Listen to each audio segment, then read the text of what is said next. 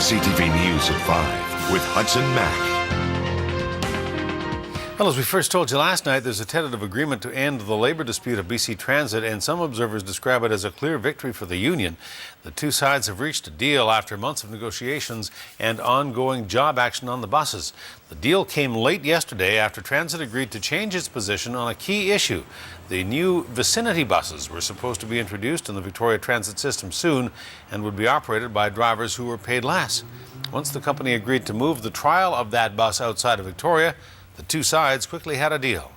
And ultimately, how's the customer best served? At this time, BC Transit felt it was best served by moving the vicinity out of Victoria, getting a deal, getting back to providing 100% reliable service.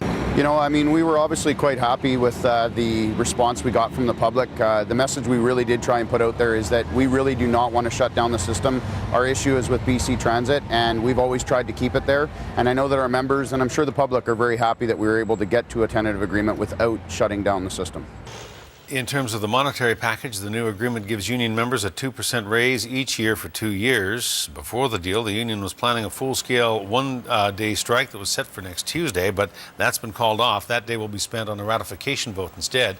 The union ban on overtime and on uniforms has been lifted, but Transit says it's going to take several days yet to return to normal service levels because there is a maintenance backlog of nearly 50 buses that need to hit the shop. A warning for women and teenaged girls in the Capital Region tonight about a man Victoria Police say poses them a significant risk.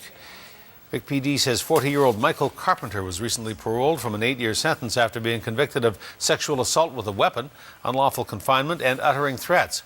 Carpenter has a lengthy criminal record, which includes other convictions for sexually related offenses. Police say he has a history of targeting and sexually assaulting women and teenaged girls he doesn't know. Very concerned about Mr. Carpenter's history, especially the fact that he has done numerous stranger assaults on young women and old women. So certainly a concern to us. That's why we're putting out this public notification and making sure everybody's aware. Carpenter is living in the Victoria area, but he has been ordered to abide by a number of conditions. He cannot consume alcohol or other intoxicants. He must report relationships with women, and he is forbidden from traveling north of the Malahat. He is also not allowed to use or possess any computers and not allowed to be anywhere where children could reasonably be expected to gather. If you see Michael Carpenter violating any of those conditions, police say do not approach him, but call 911. RCMP in Richmond have a suspect in custody after a shooting in a banquet hall that wounded 4 men last night. It happened on River Road at about 9 o'clock. Police say the suspect was arguing with one of the victims before shots rang out. There were about 150 people in the hall at the time at a private party attended by some members of the Longshoremen's Union. All 4 victims are in stable condition in the hospital. Critics may argue the provincial government doesn't spend enough on health care for you, but a new Auditor General's report shows that in the last fiscal year, health care spending accounted for 40% of the entire provincial budget. That works out to $15.5 billion. The Auditor General's office says it was not a traditional audit, it was an information piece to learn how money is spent on health care. The office says less than 5% of total spending went to population health and wellness, despite that being a government priority in past years. So the preventive side is viewed as very important, and the government has recognized that. It's been in a throne speech for the last 3 years, but when we look at the dollars, it raises questions. The majority of the healthcare spending, $12.6 billion, went to regional health authorities. Another $3.8 billion paid doctors and supplementary healthcare professionals.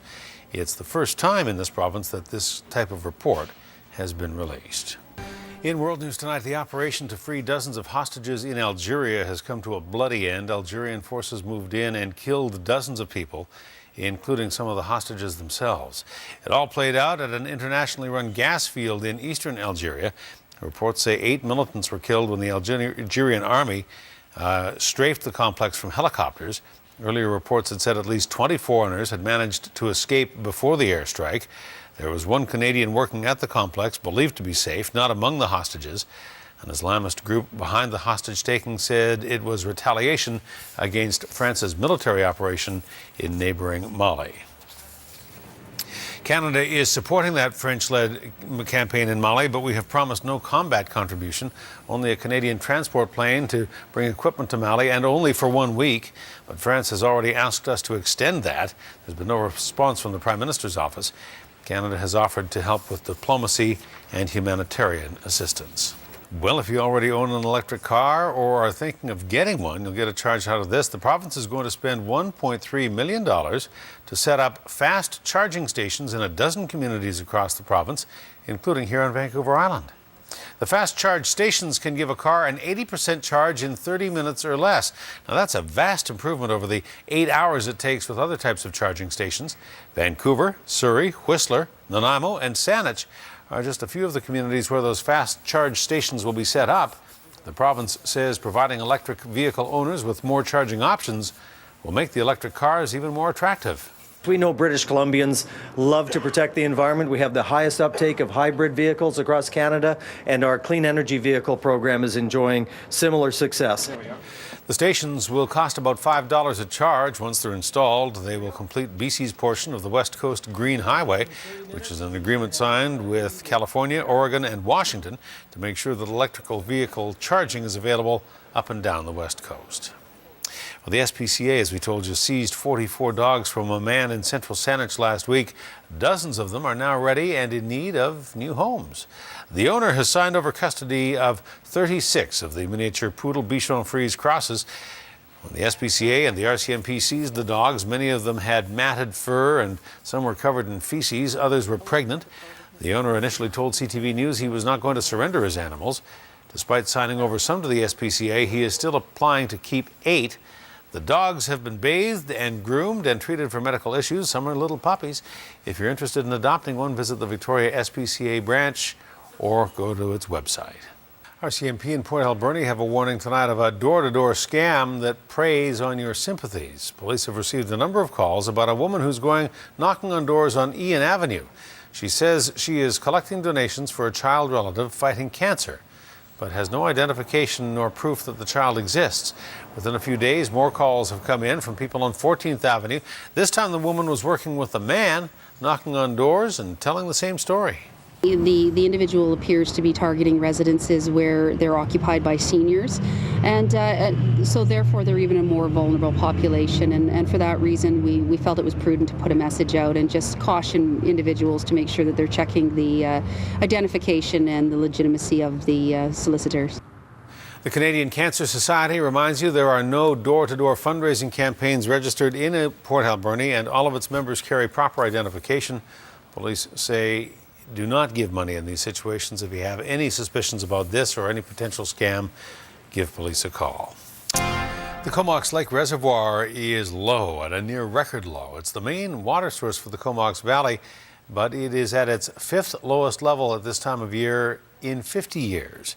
Dry and cool weather conditions are thought to be the reason. There's been very little rain and it's been too cool for the snow to melt so far. Now, low levels aren't entirely uncommon at this time of year, but it is unusual that there have not been any major storms. Lack of water poses a problem for power generation for hydro and for managing ecosystems in the area. Basically, we're at a level where we're just barely keeping the fish habitat covered with water. It's a sensitive time of the year with salmon eggs. They're actually hatching right now into the alevin process. So we're working with Fisheries and Oceans Canada to try to get through this. It doesn't look like it's too good through the end of next week. And then at that point, we hope to see the weather change where we get more warmer conditions and rainy conditions so we can start to refill those reservoirs. BC Hydro regularly monitors the water levels in the reservoir and reduces its generation station as needed. Hydro has had to run it at about 80% capacity in November and December, but since the first of the year, it's been running at only a third. BC Hydro says despite those adjustments, domestic water levels should be fine. The city of Nanaimo wants to curb its problem of public urination and is considering a new outdoor washroom in Diana Krall Plaza. The unit comes from Oregon at a price of about $90,000. It doesn't include the cost of hooking it up to sewer and water. Council met Monday night to vote in favor of the washroom units, but not all councillors agree that it's a good idea.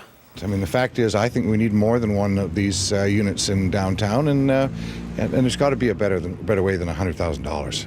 I believe we could build more toilets for that $100,000 than one. It's a single toilet, $100,000 at 60 square feet. That's like $1,600 a square foot. Nanaimo Councillor Jim Kipp originally voted in favour of the washroom, but now says he's rethinking the hefty price tag and says he'll bring it back to council for reconsideration. There's a similar unit in operation in downtown Victoria that has won rave reviews, as well as the winner in a national contest for best places to go.